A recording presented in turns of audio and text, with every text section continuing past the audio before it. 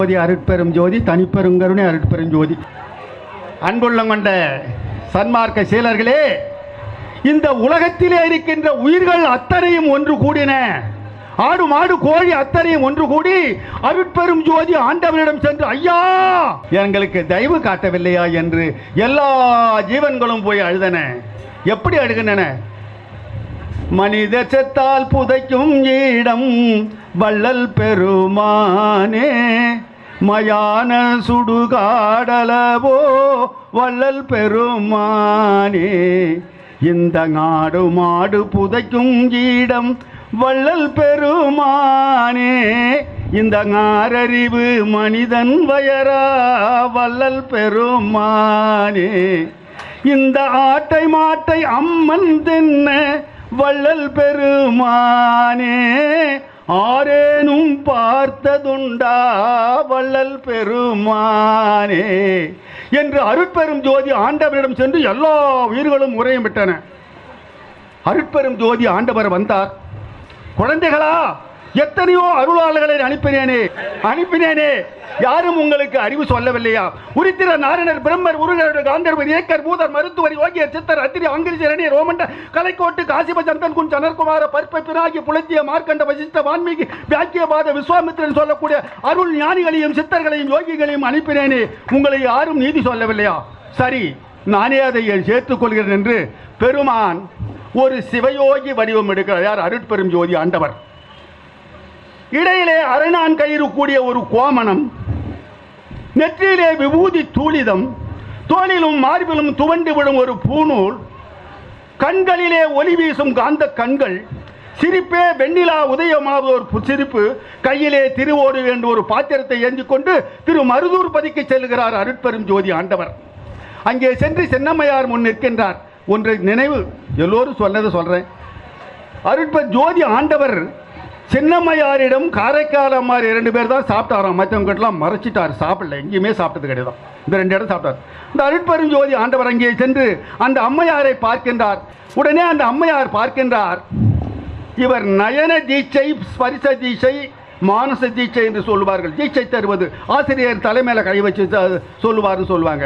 அந்த மாதிரி இந்த அருட்பெரும் ஜோதி ஆண்டவர் நயன தீட்சை, கண்கள் பார்வையினாலே சின்னம்மையாரை நோக்குகின்றார். அங்கே கரு உண்டாகி விடுது, பற்றற்று திங்களாக விடுது. ஆகையினாலே அந்த இதிலே இறைவன் தோன்றுகிறார். 5 மாத குழந்தையாக இருக்கும் போது அங்கே தில்லை அம்பலத்துக்கு செல்லுகின்றார். இதுவரைக்கும் யாருக்குங்க 5 மாச குழந்தையிலே இறைவன் காட்சி கொடுத்தார்? வள்ளலார் ஒருத்தருக்கு தான். அங்கே சிதம்பர ரகசியம் வெட்ட வெளியாக தெரிகிறது. பெருமான் வருகின்றார். 6வது மாதத்திலே தந்தை இருந்து விடுகிறார். மீண்டும் சின்ன காவனம் செல்லுகிறார். அங்கே ஒரு வருடமோ இருந்ததாக கேள்வி. அங்கே என்ன இருந்தாலும் அம்மையாருக்கு உடன் பிறந்தவர்கள் அண்ணன் தம்பி இருக்கிறார்கள். உடன்பிறப்பு ரத்த பாசம். அந்நியார் வேற்று மனிதர் தானே. குழந்தைகளை எல்லாம் வைத்தார்கள். அன்னைக்கு ஏற்கவில்லை. சென்னையை நாடிவிட்டார். அன்னையினும் சிறந்தது சென்னை என்று இங்கு வந்தார்கள். இப்பொழுது நாம் என்ன செய்கிறோம்? கிடைப்பதற்கு அருமையான இந்த மனித பிறவி நன்றாக சிந்திக்க வேண்டும். இது சாதாரணமாக கிடைச்சிடாது. இனிமோ ஊத்த சடலம் இது உப்பிருந்த பாண்டம் அழுகணி சித்தர் சொல்லிவிட்டார் நினைக்கின்றீர்களா? இந்த ஜென்மம் தான் இறைவன் குடியிருக்கின்ற ஒரு ஆலயம். அங்கே திருவண்ணாமலை கோபுரம் அல்ல, ஸ்ரீரங்கம் அல்ல, ஸ்ரீபெரும்புதூர் அல்ல, அங்கே அரபிக்கடல் அல்ல, எங்கு சென்றாலும் திருப்பதி அல்ல. இதுதான் கோயில், இதுதான் ஆண்டவன் இருக்கின்ற இடம். இந்த உண்மையை நாம் உணர்ந்து விட வேண்டும் முதலில். அப்படி உணர்ந்தோமானால் மாணிக்க வாசகர் சொல்லுவார், புல்லாய் பூடாய் புழுவாய் மரமாய் பல் மிருகமாய் பறவையாய் பாம்பாய் பேயாய் கணங்களாய் முனிவராய் தேவராய் செல்லான் என்ற இத்தாவர சங்கமத்துள் எல்லா பிறப்பும் பிறந்து இழைத்தேரியும் பெருமான். அப்படி மரமா பிறந்தா கூட ஒருத்தர் சொன்னார், வில்வ மரமா பிறந்தா இலை சாமி தலையெல்லாம் போய் விழுமே. ஒரு அருகம் புல்லாய் நீ பிறந்திருந்தா அருகம் புல்லா இருந்தாலும் விநாயகர் வைப்பாங்களே, ஏன் மரமாய் பிறந்தாய்? அருணகிரிநாதர் இதுவரை மேலோங்கி சொல்லுகிறார், 7 கடல் மணலை அளவிடு அதிகம் எனது இடற்பிறவி அவதாரம் என்று சொன்னார். 7 கடல் மணலை கூட அளந்துடலாம், என்னுடைய பிறவியின் அவதாரத்தை அளக்க முடியாது என்றார். அம்மா பிறவி, கணக்கில்லாத பிறவி எடுத்து வந்தவன் நான். இப்பொழுதுதான் எனக்கு மனித பிறவி கிடைத்திருக்கிறது. என்ன செய்வது? நான் செய்த தவம் சுமார் ஒரு 40 வருடமாக தெய்வமாக வந்திருக்கின்ற அதோ புருஷோத்தமன் ஐயா அவர்களின் தூண்டுதலாம் அவர்கள் துணைனாலும் நான் சன்மார்க்கத்துக்கு வந்தவன். அதற்கு முன் எனக்கு அந்த பதவி கிடைக்கவில்லை. ஆனால் எனக்கு கிடைத்த பதவி எனது பிள்ளைகள் சிறியவராக இருக்கும் பொழுதே, அப்போல்லாம் 1 ரூபாய்க்கு பெரிய மதிப்பு. 1 ரூபாயை கொடுத்து விடுவேன். இந்த அருட்பாவை உபச்சார் 2 ரூபாய் என்னவேன். இந்த 2 ரூபாய்க்கு அவங்க இந்த பாட்டை படிப்பாங்க. நாளைக்கு 4 ரூபாய் கொடுப்பேன், நம்ம பிள்ளைக்கு தானே கொடுக்குறோம், காசு அங்கே வெளியே கொடுத்துரும். இப்படியே சொல்லி 5 10 கொடுத்து அதுங்களை பூரா பாட்டையும் மனப்பாடம் பண்ணி வள்ளலார் யார் என்னிட கேட்பார்கள். வள்ளலார் யார் அப்படி வந்துட்டாங்க நம்ம வழிக்குன்னு சொல்லிட்டு எல்லாம் சொல்லி இன்னைக்கு எனக்கு ஆசிரியராக இருக்கிறார் எனது சிறிய பிள்ளை. ரொம்ப சந்தோஷம். தர்மபுரியில் போயிருக்கார் அன்னைக்கு. ஏன் சொல்கிறேன்னா, நம்ம குடும்பத்தையும் அதே மாதிரி வழி கொண்டாடணும். நாம் செய்த தவம் சாதாரண மனித பிரிவு இல்லை. சன்மார்க்கத்திற்கு எல்லோரும் தெய்வங்கள். சத்தியமாக சொந்த உலகத்தில் உள்ள அத்தனை தெய்வங்கள் பேரில் நான் சொல்லுகிறேன். சன்மார்க்கிகள் அத்தனையும் தெய்வங்கள், மனித தெய்வங்கள், மனித தெய்வங்கள், மனித தெய்வங்கள். எழுகடல் மணலை அளவிடி நதிகம் எனது இடர்பிறவி அவதாரம் சொன்னார் அருணகிரிநாதர். அங்கே கழுகொடு நரியும் எரி புவி மரளி கமலனும் மிகவும் அயர்வானார். கழுகு சொல்லுதான், அட பாவி, எத்தனையோ பிறவி எடுத்தாய், ஒவ்வொரு பிறவியிலும் உன்னை தின்று தின்று தின்று நான் சலித்து விட்டேன். இப்பொழுது உனக்கு மனித பிறவி கிடைத்ததே, மாண்பான ஒரு பழக்கம் இருக்கிறது. சமரச சுத்த சத்திய சன்மார்க்க சங்கத்தவர் சொல்லுகின்றார்களே, மரணமில்லா பெருவாழ்வு, ஏன் அடையாமல் மீண்டும் அதே தப்பை செய்து புலால் உண்கிறாய்? மடையனே, கழுகு சொல்லுகிறதாம், நரி சொல்லுகிறதாம், அடா பாவி, ஒரு எத்தனை பிறவியடா நான் தின்பது, இப்பொழுதுதான் மனித பிறவி கிடைத்ததே, இதில் இறைவனை அடையக்கூடாதா? கழுகோடு நரியும் எரி என்று சொல்லுகிற நெருப்பு சொல்லுகிறோம். அடா பாவி உத்தனி, எத்தனை பிறவியடா உன்னை நான் எரிப்பது? புவி சொல்லுகிறதாம், பூமி, எத்தனை பிறவியடா உன்னை நான் சுமப்பது? கமலனும் மிகவும் அயர்வானார். பிரம்மதேவன் கமலமலர்ல இருக்கிற, எத்தனை பிறவியடா உன்னை நான் படைப்பது? இப்பொழுதுதான் உனக்கு மனித பிறவி கிடைத்தது. இந்த மனித பிறவியில் மனிதனாக வாழ்ந்து சமரச சத்திய சன்மார்க்க சங்கத்தவர்கள் சொல்லுகின்ற நல்வழியினை கடைபிடித்து மரணமிலா பெருவாழ்வு, இனி பிறவாநிலை பிறவாதிருக்க வரந்தரல் வேண்டும், பிறந்து விட்டால் இரவாதிருக்க மருந்து உண்டு, அறம் ஆர் புகழ் தில்லை அம்பலவானன் அடிக்கமலம் மறவாதிரு மனமே என்று சொல்லுகிறார்கள். அதை ஏன் கடைபிடிக்கவில்லை என்று வருத்தப்படுகிறான். மனிதனாக பிறந்தது தவறு அல்லையா? பெரும் புண்ணியம் இந்த மனித பிறவி கிடைத்தது. இது நாள் வரைக்கும் கூட நீ சன்மார்க்கத்திற்கு வரவில்லை என்றால் பரவாயில்லை, அந்த பாவங்கள் மன்னிக்கப்படும். மீண்டும் இப்பொழுதாவது தவறை உணர்ந்து இது முதற்கொண்டு உயிர்கொலை செய்யாதிருப்பதற்கு வழியை நீங்கள் கடைபிடிக்க வேண்டும். அடுத்தது திருமூலர் அவை எடுத்துக்கோங்க. பெருமான் ஒரு அருமையான பாடலை சொல்லுவார். இந்த புத்தி கேட்க மாட்டேன் ஐயா, நான் என்ன செய்யறது? புத்தி கேட்கலையா? புத்தி சொன்னாலும் மனம் கேட்பதில்லை. மனம் கேட்டாலும் அது ஒரு நிலையில் இருக்காமல் தாவிக்கொண்டே போகின்றது. பெருமான் ஒரு அருமையான பாடலை சொல்வார். நயத்தால் உனது திருவருளை நன்னா கொடியேன், இந்த நாய் உடம்பை உயர்த்தான் வையேன், மடித்திடுவேன், மடித்தால் பின்னர் உலகத்தே என்ன உடம்புருமோ என்ன வருமோ என்ற பயத்தால் ஐயோ இவ்வுடம்பை சுமக்கின்றேன் எம் பரஞ்சுடரேன். செத்து பொறுத்து அவங்கவுங்க சுழுவா போய் மருந்து குடிச்சு செத்துடுறாங்க. மடித்தால் பின்னர் உலகத்தே என்ன உடம்புருமோ என்ன ஜென்மம் எடுத்து வரியோ என்ற பயத்தால் ஐயோ உடம்பை சுமக்கின்றேன். அதனால் நாமளா சாவக்கூடாது. பெருமான் நமக்கு நல்லது செய்வார் நிச்சயமாக. இங்கு எங்கே வரணும்னு எனக்கு தெரியல. நான் எப்பயுமே எனக்கு எதுவுமே தெரியல, இறைவனோட ஒப்படைச்சிடுவேன். ஐயா சொன்னார் முகலி வாக்கணும் வந்திருக்கு. சரி, ஞாபகம் வச்சுருந்தேன். ஆட்டோ கார்டு சொல்லிட்டு யாருன்னு அப்போலாம் ஆட்டோ நம்பலான்னு. இறைவா இதுதான் எனக்கு வழி காட்டணும். நம்ம கொடியை காட்ட ஐயா, கொடி நட்டுக்கிறாங்க. 8 வரும்போதே கொடி தெரியும். பெருமாளுடைய கருணை எத்தனையோ வழிகள் எனக்கு செய்திருக்கிறார். ஒவ்வொன்றையும் சொல்கிறதுக்கு நேரம் இல்லை. மணியக்காரர் ஒருத்தர் பார்க்க போகணும் அவசரமாக, 2 வார்த்தை. குறைஞ்சது 3.5 கிலோமீட்டர் 7 கிலோமீட்டர் சைக்கிளில் போகணும். இந்த கால் சரியாக வரமாட்டேங்குது. இறைவனிடம் வேண்டிக் கொண்டு அழுது கொண்டு இருக்கிறேன். மணியக்கார் ஃபோன் பண்ணுறார், உடனே வந்துடுங்கன்னு. அந்த நேரம் பார்த்து இறைவனிடம், இறைவா எப்படி போவேன் என்று தயங்கி சைக்கிள் எடுக்கிறேன். வீட்டில் ஒரு வயதான கேள்வி நொண்டி நொண்டி நடக்கவே முடியவில்லை. வருகிறது, அம்மா எங்கே போகிறீங்க? பேச முடியல. நான் இறங்கி வீட்டிலேருந்து படியிலேருந்து இறங்கி ஓடி, அம்மா எங்கே போகிறீங்க? பசின்னு. உடனே சாப்பாடு படி, நீ படி ஏறி வரமாட்டேன், இலையில் போடுற நெல்லை யானை வச்சு வந்து போட்டேன், சாப்பிட்டுங்க. பெய்ய முடியல, நானாக பெய்ஞ்சு கொடுத்தேன். ஊட்டுறேன் என்ன வா நான் சாப்பிட்றேன்னுச்சு. இது எப்படியும் 1 மணி நேரம் ஆகும் அந்த சுவாத்தை தோன்றதுக்கு. மணிக்கார்கிட்ட போய் பார்க்கணுமே.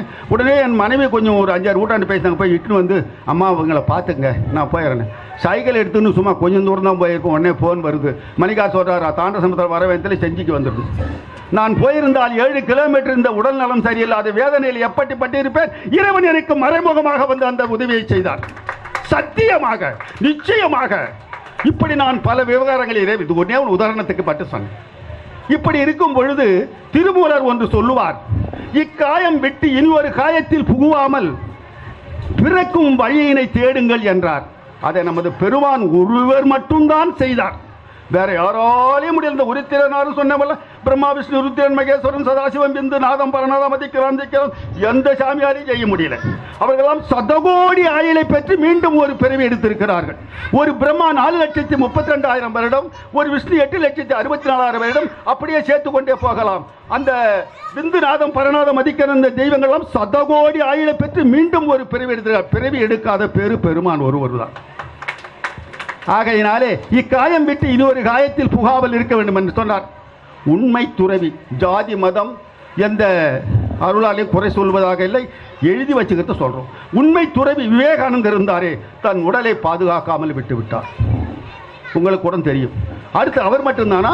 திருவண்ணாமலை இந்த ரமண மகரிஷி, சுவாமி விவேகானந்தர், இவர் ராமகிருஷ்ண பரமஹம்சர் எல்லோரும் நோயிற்று துன்பமுற்று போனார்கள். பெருமான் ஒருவர் தான் அந்த நிலையை அடைந்தார். ஏன் இதை சொல்லுகிறோம் என்றால், நமது பெருமான் காட்டிய நல்ல வழி, இந்த வழியில் எந்த கஷ்டமும் கிடையாது.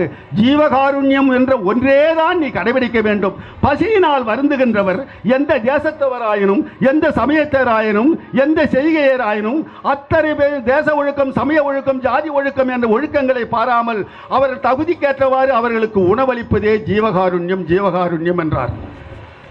ஒரு சின்ன ஒரு உதாரணம் மட்டும் சொல்லிடுறேன். இந்த கர்ணன் ஒருத்தன் மகாபாரதத்தில் எல்லாருக்கும் தெரியும், தெருக்கூத்தலாம் பார்த்துருப்பீங்க. அந்த கர்ணன் சாதாரணப்பட்டவன் அல்ல. அவனி 56 தேசத்திலே அங்க தேசத்தை அரசாண்டவன். அங்க வருடம் அவந்தி ஆந்திரம் இராடம் யவனம் கட்டியம் கரிசம் கலிங்கம் கன்னடம் திராவிடம் உரு குந்தலம் கூச்சரம் கேகயம் கொல்லம் சகம் சவ்வீரம் சோழம் சோனாகம் துளுவம் தங்கரம் நெடுதம் நேபாளம் பப்பரம் பாண்டியம் புலிந்தம் போடம் மகதம் மச்சம் மராடம் வங்கம் மங்காளம் விதர்ப்பம் என்று சொல்லக்கூடிய அவனி 56 தேசத்திலே அங்க தேசத்தை அரசாண்டவன். கர்ணன் எப்பேற்பட்டவன், என்ன கொடுப்பான், எவை கொடுப்பான் என்று இவர் கேட்கும் முன்னே பொன்னையும் கொடுப்பான், பொருளையும் கொடுப்பான். போதாது போதாது என்றால் தன்னையே கொடுக்கும் தயாநிதி கர்ணன் 17ஆம் யுத்தத்தில் இறந்து விடுகிறான். ஷார்ட்டேஜா போடும். இந்த கதை நமக்கு அதிகம் தேவையில்லை. அதை சொல்ல போன அவன் வம்சமெல்லாம் அவனு சொல்லலாம், தேவையில்லை. அங்கே சொர்க்கலோகத்தில் எல்லா வசதியும் அவனுக்கு உண்டு. அந்த புறமாக நாரதர் வருகிறார். நாரதரே, நான் யார்? ஐயோ, தாங்கள் கர்ண மகா பிரபு ஆச்சு. என்னையா பிரபு? ஒரு சோறு யாரும் கொடுக்க மாட்டாங்க எனக்கு. அப்படியா? அந்த ஆள்காட்டி விரல் இருக்கிறதே பாருங்கள், அந்த விரலை வாயில் வைத்து சப்புங்கள் என்றார். ஆள்காட்டி விரலை வைத்து கண்ணன் சப்பினான், பசி எடுக்கவில்லை. என்னையா இது வித்தை? விதுரன் மனைக்கு எல்லோரும் சாப்பாட்டிற்கு சென்றார்கள். வீடு தெரியாமல் ஒருவன் வழி கேட்டான். அதோ இருக்கிறது பார் விதுரன் மனை என்று காட்டினாயே, அந்த விரலுக்கு மட்டும் புண்ணியம் வந்தது. தாங்கள் அன்னதான பலன் செய்யவில்லை. எல்லோரும் பிறவி வேண்டாம் பெருமான என்பார்கள். அங்கே கர்ணன் மீண்டும் பிறவி எடுத்து சிறுதொன்றனாக அந்த பசி தீர்த்த வேலையை செய்தான் என்று சொல்லுவார்கள். எத்தனையோ எத்தனையோ நிலைகளை எடுத்து உரைக்கலாம்.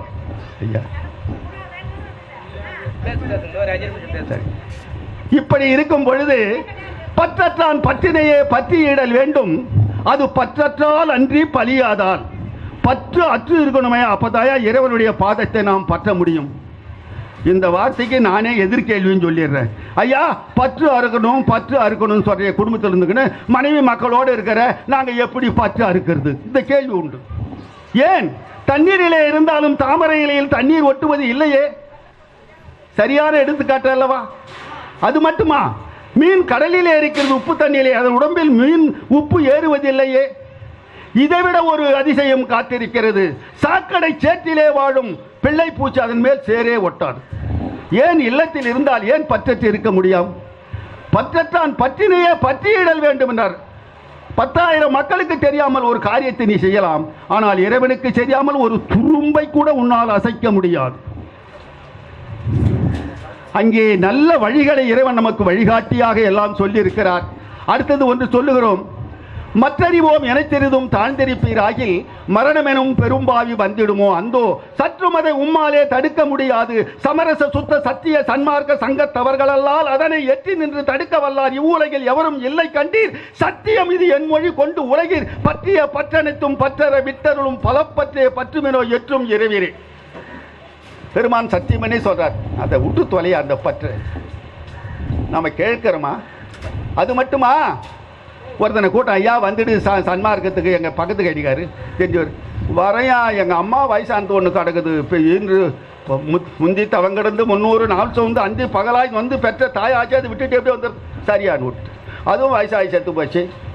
திருப்பி என்ன ஐயான்னு கேட்டேன். சும்மா இருமையா, என் மனைவி ஒருத்தர் என்னை நம்பி வந்திருக்கிற, அவளை விட்டு எப்படியா வர்றதுன்னு. சன்மார்க்கத்துக்கு வர்றதுக்கு மனைவி அவன் தடை. அப்படியும் மனைவி சிறிது காலம் இறந்து விட்டார். என்ன ஆச்சு?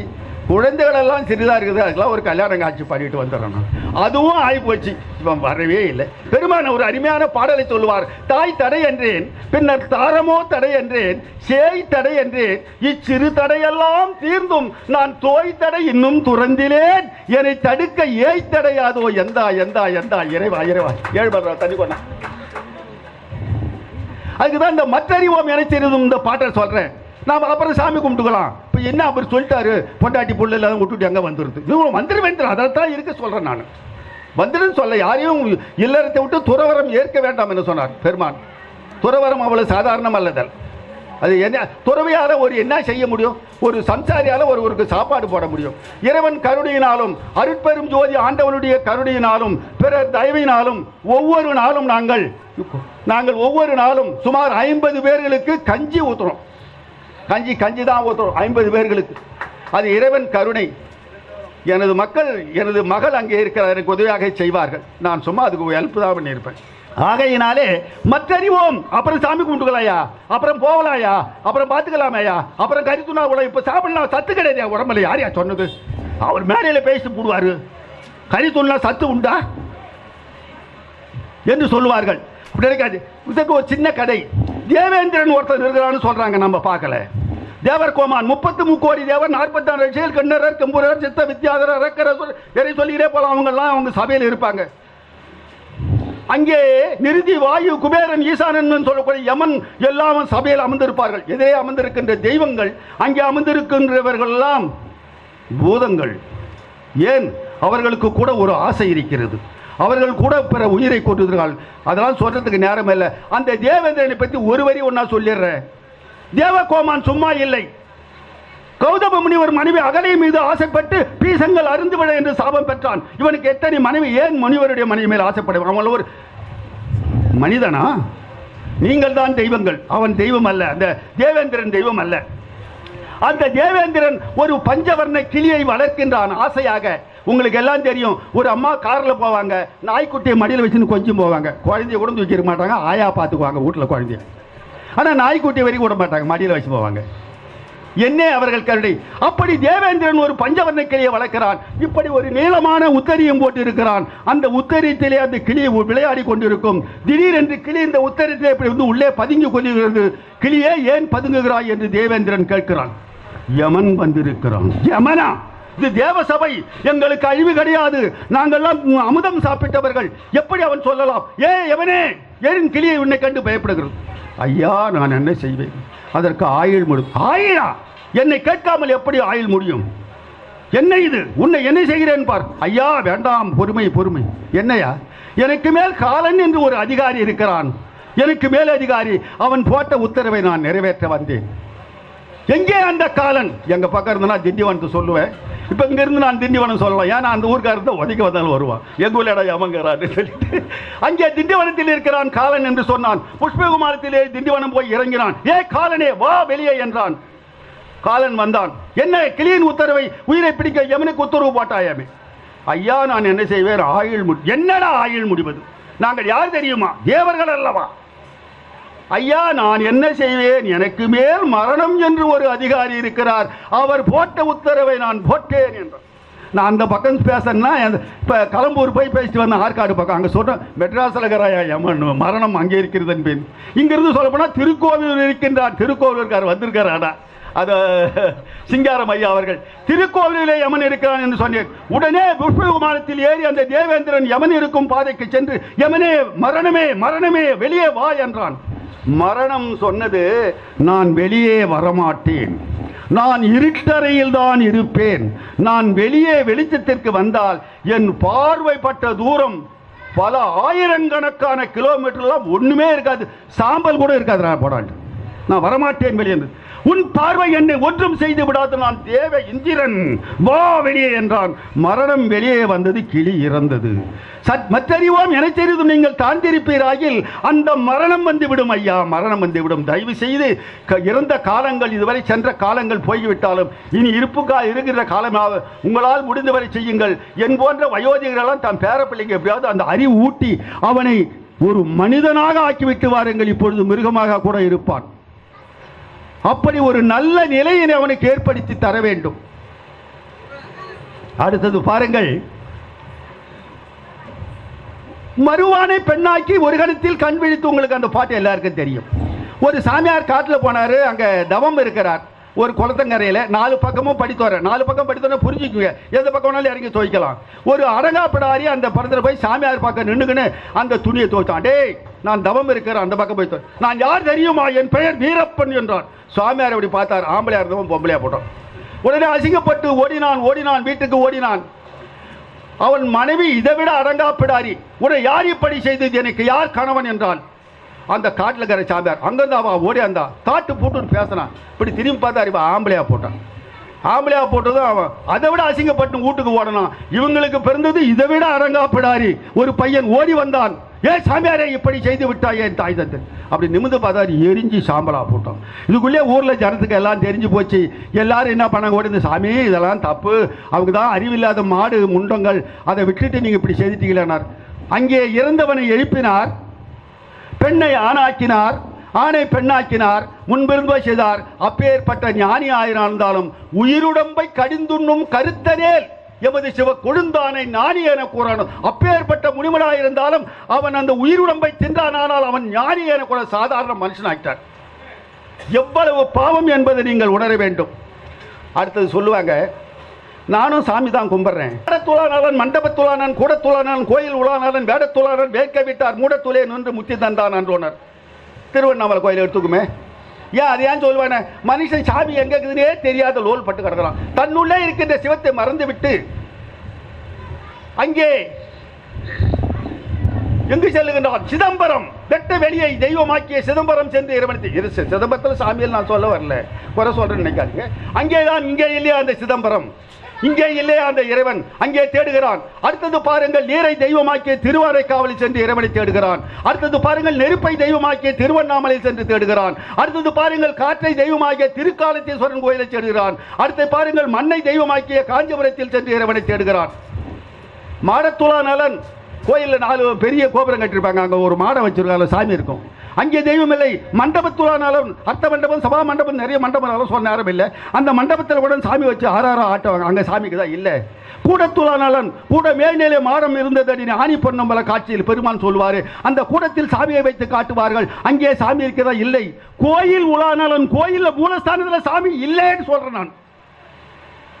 அதுக்கு உதாரணம் ஒன்று காட்டுகிறேன், அது என்ன நீங்க ஏத்துங்க. இப்ப நேரம் ஒரு நாத்திகன் மாறி பேசுறான்னு நினைக்காதீங்க. கோயில் உலானலன் பின் எங்கேயா இருக்கிறாரு.